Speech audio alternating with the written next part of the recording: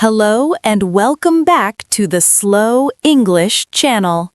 I am your host, Daisy, reporting from a very rainy London today. If you are listening to this, you probably have a dream. You want to speak English fluently. You want to speak without pausing, without translating in your head, and without feeling that heavy weight of anxiety in your chest. But you are also busy. Maybe you have a job, children, or university classes. You look at your calendar and you think, I simply do not have the time. That is the most common sentence I hear, Daisy. I do not have time. Exactly. And that is why we have our favorite VIP guest with us today. From New York City, Professor Peter Hanson. Welcome back, Peter. Thank you, Daisy. It is wonderful to be here. And to all our listeners, I want to start today with a very honest truth. You do not need an hour a day. In fact, if you study for an hour, but your mind is wandering, you are wasting your time. You do not need massive amounts of time. You need focused intensity. Focused intensity? That sounds serious. It is serious, but it is also liberating. Look at your calendar. It is full, I know. But today, I'm going to teach you a strategy that takes exactly 15 minutes, not 16, 15. We call this the shadowing sprint. 15 minutes? I think everyone listening can find 15 minutes, maybe while drinking coffee or before bed. Precisely. But here's the secret. Most people shadowing do wrong. They just repeat words like a parrot. They make noise, but they do not make progress. Today, we will break this down into 3 5-minute blocks. It is a step-by-step map. I love this. A map for fluency. So, Peter, before we start the timer, we need to be prepared. We cannot just pick any random video from the internet, can we? No, you cannot. This is where most students fail before they even begin. You need to choose the right material. In linguistics, we talk about the concept of comprehensible input, but let's make it simple. Yes, please. Keep it simple for us. Imagine a ladder. If you are standing on step number 2, you cannot reach step number 10. You will fall. You need to aim for step number 3. When you choose audio for shadowing, it should be just slightly above your current level. So, if I understand you, I should not choose a fast news report from the BBC if I'm still learning basic sentence structures. Correct. Excuse me. If you listen to the audio and you only understand 50% of it, it is too hard. Your brain will panic. You want audio where you understand about 80%.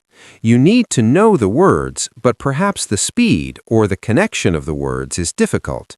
That's the sweet spot. Okay, step 1 is choosing the right audio.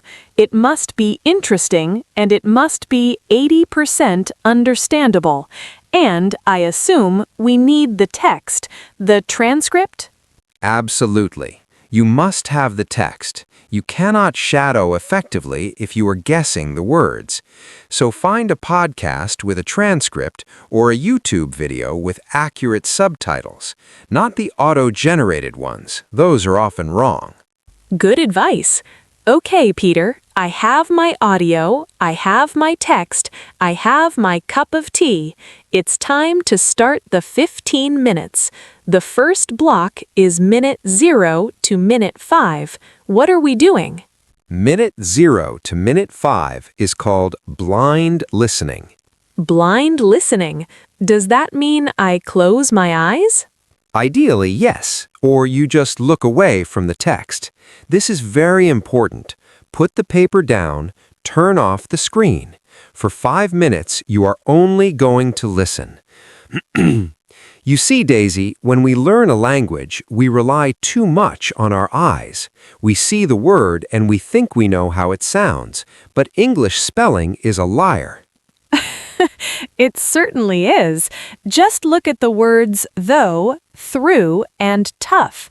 They look similar, but sound completely different. Exactly. If you look at the text first, your brain will use the rules of your native language to pronounce those words. We want to bypass your reading brain and activate your musical brain.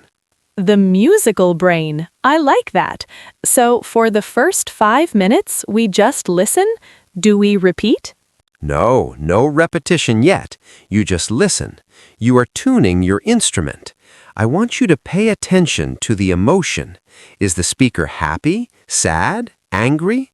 Then listen to the music of the sentence. Where does the voice go up? Where does it go down? Da-da-da, da-da-da.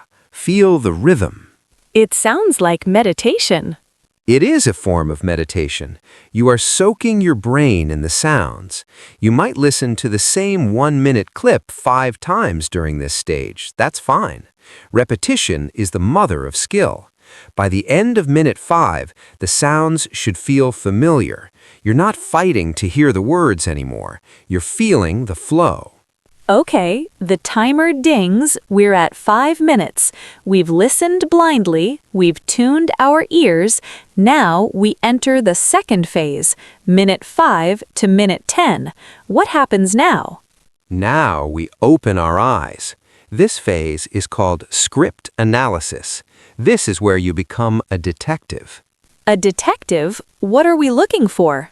We are looking for the clues that the speaker left us. You need a pen and paper for this. If you are using a digital screen, use a highlighting tool. You're going to listen again, but this time you are reading along, and you are going to mark 2 specific things. Okay, listeners, grab your pens. What are the 2 things, Peter? First, you mark the pauses. In English, we do not speak like a robot. We do not say word after word after word. We speak in chunks. We call these thought groups. It's like a long piece of spaghetti. You need to cut it into smaller pieces to eat it. That's a great image. So we listen, and every time the speaker takes a tiny break, we draw a slash mark on the paper? Yes, a slash mark for a short pause, maybe a double slash for a long pause. This tells you when to breathe. Many students struggle because they run out of air. They try to say the whole paragraph in one breath. Mark the pauses. And the second thing? The second thing is the stress. In every English sentence, there are hero words. These are the important words, the nouns, the verbs, the adjectives. These words are louder, longer, and higher in pitch. Then there are the weak words, the prepositions, the articles. These are fast and quiet. So, if I say, I went to the store, the hero words are went and store. Correct. You would underline went and store. The words I, to, and the are tiny. They almost disappear. So the rhythm is da-da, da-da, da. Da-da, da-da, da. Perfect. You see, Daisy, you just found the music. During this 5-minute block, you are marking up your script. You are drawing arrows for intonation going up or down. You are underlining the strong words. By the end of minute 10, your paper should look messy. It should be full of notes. It's not just text anymore. It's a musical score. Yes, you are the musician, and that paper is your sheet music. Now you know exactly how to play the song. I can see how this builds confidence. You're not just guessing, you have a plan. Confidence comes from preparation. Now we have 5 minutes left. Minute 10 to minute 15. This is the main event. This is the active loop. The active loop. This sounds energetic. Is this where we finally speak? Yes, now you speak. But Daisy, this is where we must be very careful. Most people think shadowing means reading at the same time as the speaker. That is not quite right. That's called choral reading, like a choir in church. Oh, I thought that was shadowing. What's the difference? True shadowing involves a delay, a microsecond delay. Imagine you are walking behind someone in the snow. You want to step exactly in their footprints. You cannot step in the footprint until they have lifted their foot. That makes sense. So the speaker says a word and I say it a split second later? Yes, it's an echo. You play the audio, you hear the speaker start, you wait maybe half a second, and then you start. You're chasing them. Why is the delay important? Because if you speak at the exact same time, you cannot hear the speaker. Your own voice is too loud in your head. If you wait a split second, you hear the correct pronunciation, and then you immediately mimic it. You are comparing your voice to the teacher's voice constantly. That sounds difficult to coordinate. It feels chaotic at first. Your brain will try to reject it. You will stumble. You will mumble. That is okay. That is why we call it the active loop. You play that one sentence, you shadow it, you stop, you breathe, you do it again. So for these last 5 minutes, we are in a loop, playing, chasing, repeating. Yes, and you must focus on the physical sensation. English requires you to use your mouth muscles differently than your native language. If your face does not feel a little tired after these 5 minutes, you are not trying hard enough. No pain, no gain? In this case, yes. You should exaggerate the sounds. If the speaker opens their mouth wide, you open your mouth wider. If they hiss the S sound, you hiss it longer. You are training muscle memory. So to recap, first 5 minutes, blind listening to tune the ears. Second 5 minutes, script analysis to find the rhythm and pauses. Last 5 minutes, the active loop, chasing the speaker to train the mouth. That is the formula. 15 minutes. It sounds very manageable. But Peter, I know our listeners. They are ambitious. They want to know when they will see results. If I do this every day, what happens? That is the fair question. Let us look at the timeline. Okay, let's say I start today. What can I expect in 7 days? Week 1 is the hardest phase. We call this the mechanical phase. Honestly, for the first 7 days, you will feel awkward. You will feel like you are making strange noises. Your jaw might hurt. You might feel frustrated because you cannot keep up with the speed.